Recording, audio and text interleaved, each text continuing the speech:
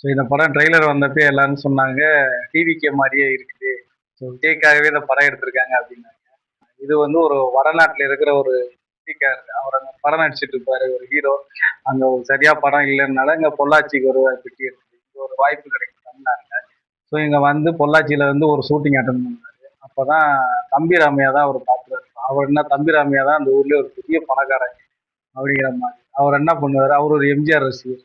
So இவனை நம்ம எம்ஜிஆர் மாதிரி அவர் எல்லா டைலாக் சொல்ல சொல்ல சரி ஒரு எம்ஜிஆர் மாதிரியே அவனை கொண்டு வந்துடும் சொல்லி அவர் அவர் அந்த ஹீரோ வந்து ரொம்ப அடுத்தடுத்த கட்டத்துக்கு கொண்டு போவது தம்பிராமையா தான். இருக்க சொத்தெல்லாம் விட்டு அவனை எம்ஜிஆர் ஆக்க நினைச்சுக்கிட்டு அவர் எம்ஜிஆர் ஆக்கணும் அப்படின்ற பிளான்லேயே அவனுக்கு எல்லா வசதிகளும் பண்ணி கொடுத்தாரு.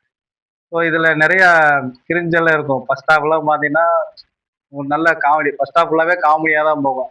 ஃபர்ஸ்ட் ஹாஃப்ல எங்கேயுமே விஜய் சார் வரவே இல்லை. இன்ட்ரோல் பிளாக்ல மட்டும்தான் விஜய் சாரோட ரெஃபரன்ஸ் இருக்கும். காரணம் என்னன்னா அவர் ஒரு படம் ஒன்று வந்து கோர்ட்ல வந்து போட்டுருவாங்க. கோர்ட்ல போட்டு இந்த படத்தை ரிலீஸ் பண்ணக்கூடாது.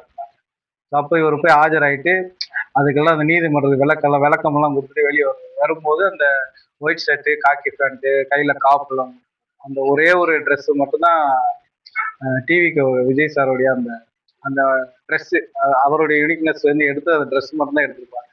மற்றபடி இது வந்து எப்படி இதில் டிவிக்கு இதுக்கு எந்த சம்மந்தம் இல்லை. ஸோ இன்ட்ரோல் பிளாக்லேயே டிவிக்கு உடைய ரெஃபரன்ஸ் எல்லாமே முடிஞ்சிருக்கு. டிவிக்கு அந்த ஒரு வசனம் ஒன்று பேசுவார், இதுக்கு முன்னாடி யார் யார் தமிழ்நாட்டில் அரசியல் இருந்தாங்க அப்படி சொல்லுவார். அந்த வசனமாக சொல்லிட்டு அதுக்கப்புறம் 2026 நான் வர்றேன் குல்கந்த் குமார் சொல்லிட்டு இந்த ப்ரெஸ் மீட்ல சத்தம் போடுவார்.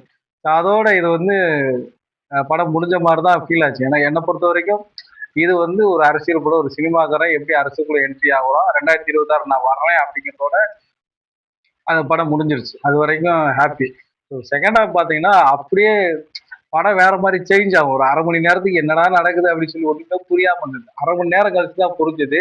அங்க என்ன சொல்ல வராங்கன்னா ஃபர்ஸ்ட் தளபதியோட ரெஃபரன்ஸ் வச்சுட்டு செகண்ட் ஹாஃப்ல தலைவருடைய ரெஃபரன்ஸ் உள்ள வச்சுட்டாங்க. தலைவர்ல ரஜினிகாந்த் ரெஃபரன்ஸ் உள்ள வச்சுட்டாங்க. ஸோ அவரு அரசியலுக்கு வரணும்னு சொல்லியிருந்தது, அதை பத்தி பேசுறது, மக்கள் ஓட்டு சத்திய வாங்குறது. ஸோ இதெல்லாம் பார்த்துட்டு ரஜினி சாரோட ரெஃபரன்ஸ் அப்படியே உள்ள இருந்தது. அதுக்கு உதாரணமா கரெக்டா சொன்னோன்னா ஒயிட் அண்ட் ஒயிட் ஷர்ட் போட்டுட்டு ரஜினி சார் ரீசெண்டாக ஒரு பழைய பேட்டியெல்லாம் கொடுத்துருந்தாரு. இப்படிதான் இருப்பாரு. அதே மாதிரி அவர் அவர் எப்பயுமே ஃபேவரட் வந்து ஒயிட் அண்ட் ஒயிட். அவர் அரசியல் கட்சி ஆரம்பிக்கும் போது கூட பாபா ஸ்டைல் சிம்பிள் காமிக்கும் போது கூட ஒயிட் அண்ட் ஒயிட்ல தான் போட்டு அதெல்லாம் பேசிட்டு இருந்தாரு. அதே மாதிரி நட்டி வந்து ஒயிட் அண்ட் ஒயிட் ட்ரெஸ் போட்டு ஒரு தனியா சிங்கிளா சோபா வச்சுட்டு கால் மேல கால் போட்டுட்டு நான் அரசியலுக்கு வர்றேன்னு சொல்லியிருந்தேன். ஆனா என் சுத்தி இருக்கிறவங்களும் என்ன மாதிரி சரியா நேர்மையா இல்லை, என் பேரை சொல்லி எல்லாம் வசூல் பண்ணிட்டாங்க, ஏமாற்றி இதுல ஒரு வீடியோலாம் போட்டுப்பாரு. இதெல்லாம் எங்கேயோ பார்த்த மாதிரியே இருக்கேடா அப்படின்னு பார்த்தா செகண்ட் ஹாஃப் ஃபுல்லா ரஜினி சாரை வச்சுதான் எடுத்த மாதிரியே என்னை பொறுத்த வரைக்கும் அப்படிதான் ஃபீல் ஆச்சு. அப்புறம் என்னன்னா ஒரு உடல் சரியில்லைன்னு சொல்லி செக் பண்ண போறது, வெளிநாட்டுக்கு போயிட்டு உடம்பு சரியில்லாம ஹாஸ்பிட்டல் அட்மிட் ஆகுது. அதுக்கப்புறம் அங்கிருந்து திரும்ப ரிட்டர்ன் வருது.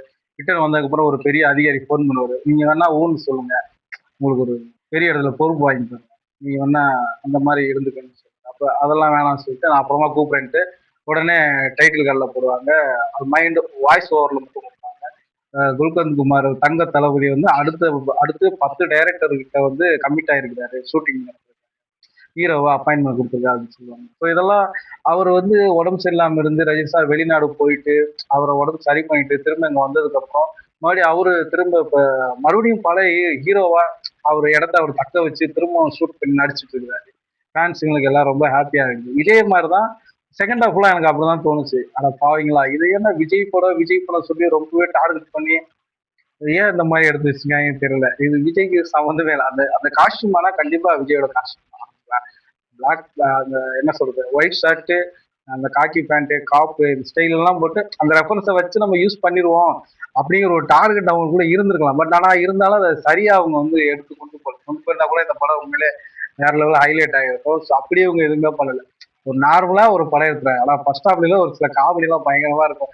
அவர் சொல்லுவாரு, அவர் தம்பி ராமையா வந்து எம்ஜிஆருடைய ஃபேனல், நீ தங்கச்சி சென்டிமெண்ட், அம்மா சென்டிமெண்ட், இந்த மாதிரி சென்டிமெண்டா சித்தி சென்டிமெண்டா நடின்னு சொல்லுவாரு. சரி இவரும் நடிச்சுட்டே இருப்பாரு. எல்லா படமே ஃபிளாப் ஆயிடும். அப்பதான் சொல்லுவான், வேற ஒருத்தர்கிட்ட போய் நான் வில்லன் நடிக்க அட்வான்ஸ் வாங்கிட்டு என் ஹீரோ எப்படி வில்லனா நடிக்கலாம், ஒண்ணு நான் ஹீரோவா தான் பார்ப்பேன், ஹீரோவா தான் நடிக்கணும் சொல்லிட்டு அவரை ஹீரோவே ஆக்க சொல்லி ஆக்குவாங்க. அப்புறம் கதையே சேஞ்ச் ஆகிற மாதிரி ஒரு சீக்வன்ஸ் எல்லாம் வச்சிருப்பாங்க. தண்ணி அடிக்கிறது, தம் அடிக்கிறது, அப்பளம் குத்துறது, காசு குடிக்க காசு கொடுக்கலாம் அப்பாவை குத்துறது.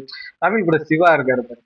சிவா பண்ற அதே ஸ்கூப் மாதிரி தமிழ் கூட டூ மாதிரி இவங்க ஏட்டிக்கு மூட்டியா பண்ணியிருப்பாங்க. அதெல்லாம் கொஞ்ச நேரம் நல்லா காமெடியா இருந்தது. எம்.எஸ். பாஸ்கர் சார் வந்து சரியா யூஸ் பண்ணல இந்த படத்துல. ஏன்னா அவருக்கு எப்பயுமே எல்லா படங்கள்லயுமே அவர் ரோல் மட்டும் தனிப்பட்ட முறையா பேசணும். இல்ல எம்.எஸ். பாஸ்கரை சுத்தமாவே யூஸ் பண்ணல. ஏதோ 2 இடத்துல பேசுவாரு. பட் ஆனா அவரால யாருமே அட்ராக்ட் ஆகல. ரொம்ப ஃபீல் ஆகும்.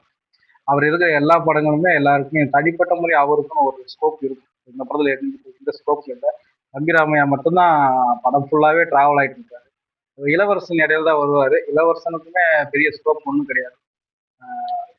நார்மலான ஒரு படம் தான். நீ பெரிய என்ன சொல்றது ஹைப்பு விஜய் வச்சு ரொம்ப இது பண்ணிட்டாங்க அப்படி போனாலும் வேலைக்கு ஆகாது. செகண்ட் ஹாஃப்ல ரஜினி சாருடைய நிறைய இடங்கள் அந்த ரெஃபரன்ஸ் எல்லாம் உள்ள இருக்கும் படத்துக்குள்ள. அதையும் பாக்குறதுக்கும் என்னடா தளபதி பேரை டைட்டில் தளபதி பேரு இதெல்லாம் வச்சுட்டு தலைவர் படத்தை எடுத்து வச்சிருக்கீங்க அப்படிங்கிற மாதிரி 2 பேருமே மிங்கிள் பண்ணி தான் படம் எடுத்து வச்சிருந்தாங்க. ஸோ யாரையுமே இதை வந்து என்ன சொல்றது ஹேட் பண்ற மாதிரி இல்லை. ஒரு நார்மலான ஒரு படம், ஒரு என்டர்டெய்னிங்கான ஒரு ஃபர்ஸ்ட் ஹாஃப்லாவே செம்ம ஜாலியா இருந்தது. ஏன்னா எல்லாமே ஆப்போசிட்டா இருக்கும். தமிழ் படத்துல எப்படி எல்லாமே ஆப்போசிட்டா இருக்கு மாதிரி இதுல எல்லாமே ஆப்போசிட்டா தான் இருக்கும். அது வித்தியாசமா இருந்தது. துல்கர் குமார் என்ன சார் நீ நம்மளே எப்போ பார்த்தாலும் வாடா போடன்னு கூப்பிட்டு நிக்கிறேன்.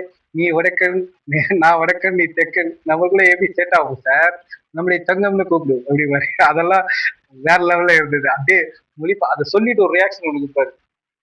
எவ்வளவு பெரிய ஆளு நீ என்னையவே இப்படி கூப்பிடுறது ஒரு ரியாக்ஷன் ஒன்று கொடுப்பாரு பாரு நெட்டி. அதெல்லாம் வேற லெவல்ல இருக்கு. ஏன்னா ஒரு ஹீரோனா வளர்ந்து வர்ற வரைக்கும் தான் எல்லாருமே எதிர்பார்ப்போம். வளர்ந்ததுக்கு அப்புறம் அவன் தன்னை வந்து எப்படி காப்பாத்திக்கணும், தன்னுடைய தனக்குன்னு இருக்க மதிப்பை எப்படி காப்பாத்திக்கணும், இந்த மாதிரி ஒரு வித்தியாசமா இருந்தது. அதெல்லாம் நல்லா இருந்தது.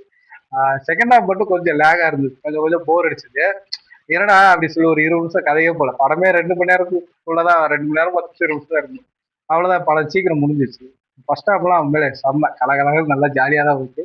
செகண்ட் ஹாஃப் மட்டும் கொஞ்சம் இடத்துல கொஞ்சம் கொஞ்சம் போர் அடிச்சது. ஆனா ஓகே ஃபினிஷிங் வந்து அப்படியே எதிர்பார்த்த மாதிரி இல்லை, எதிர்பார்க்காத மாதிரி இல்லை. என்ன சொல்றது இல்லை, அப்படியே ரொம்பவே பிளாட்டா முடிச்சுட்டாங்க.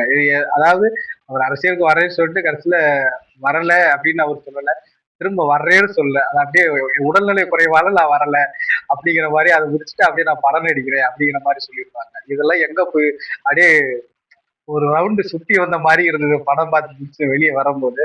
ஓகே ஒரு ஆவரேஜான ஒரு படம் தான்.